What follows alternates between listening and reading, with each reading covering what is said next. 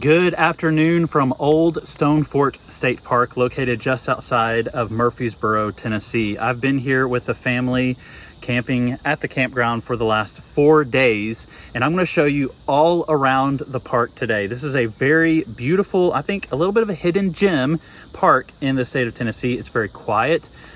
If you love waterfalls, and I mean waterfalls, you're gonna love this state park. A lot to explore, a lot of great nature to explore. And so I'm gonna show you all around the park, everything that you need to do when you visit here with your family. And don't forget to stay to the end, because I'm gonna give it a score between 0 and 100, and you can see where it lines up with all the other Tennessee state parks that I've reviewed. So God bless you, and remember, God's creation is meant to be explored.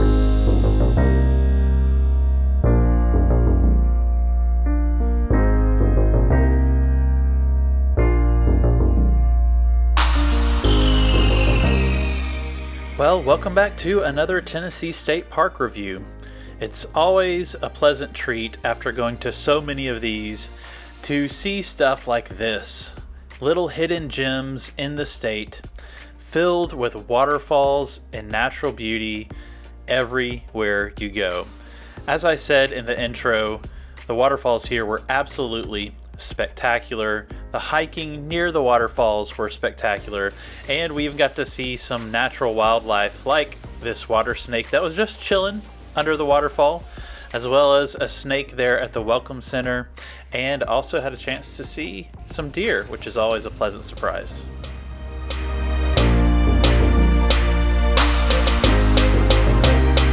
All right, we have the Old Stone Fort, that field to my left.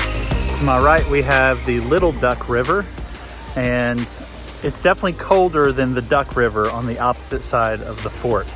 It's about 1.5 miles, I think, round trip. Lots of places to go down in the water and swim, explore God's creation, see the waterfalls. So when you come, make sure you bring your swimsuit or something that can get wet, and bring a picnic lunch and have it down there.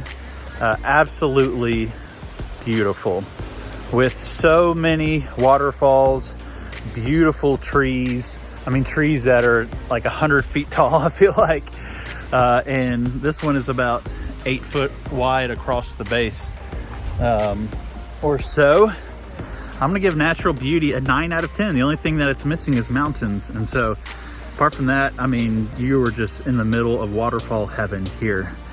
Make sure that if you're going on a hike, bring a swimsuit or wear a swimsuit and some water shoes so that you don't slip, and you will have at least a dozen waterfalls, if not more, that you can swim. Big, deep holes, really cold water, and have a great time to cool off, especially like today in July where it's nice and warm. So this is what I'll say about the campground itself. It is really quiet, and generally speaking, the campsites are well laid out and are set apart from each other, so you're not like super crammed, you know, one on top of another. I will say that it's a little outdated. This is our picnic table right here, and you can see down here the wooden part is falling apart. And then something else that didn't quite make sense to me is that some sites have these really nice gravel pads, and then other sites don't have them. They just have more like an open area. So let me turn the camera around and show you what I'm talking about. So this is our campsite right here, and you can see that there is a little flat area right over there by the trees, that it's open and flat. But right next door is this really nice flat gravel pit for tent camping. And so it has your regular stuff, you know, like your regular site right there. And that's my cousin, so that's why I'm filming in that direction. But yeah, they have these railroad ties, or they're like, I don't know, 6x6s or 8x8s. It's keeping everything nice and secure. And so the one behind it also has one. But for some reason, some of the sites don't. A little pro tip for you, we are staying at campsite 18, which is right here. And campsite 19 has this gravel road that you see behind me, and that leads down to the Duck River, and beautiful spot for waterfalls and a little honey hole for fishing and swimming. And so if you're here, these are great sites to be at because you can literally in 5 minutes be down there at the water. Really beautiful.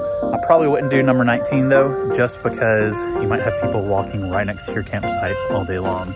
But I've got a good 50 feet buffer, so. Overall, the camping accommodations were very good. You had your electricity, your water, picnic table, grills, fire pits, and everything was well spaced out apart. So I'm going to give campsite layout a 7 out of 10.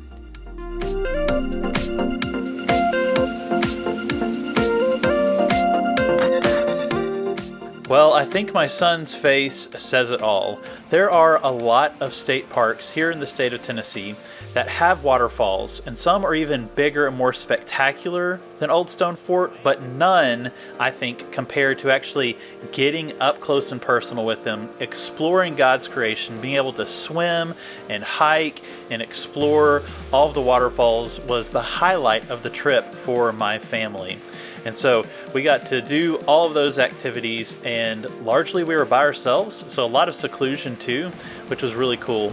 The hikes by the waterfalls were fun, and even at times a little scary because the drop-offs were a little higher.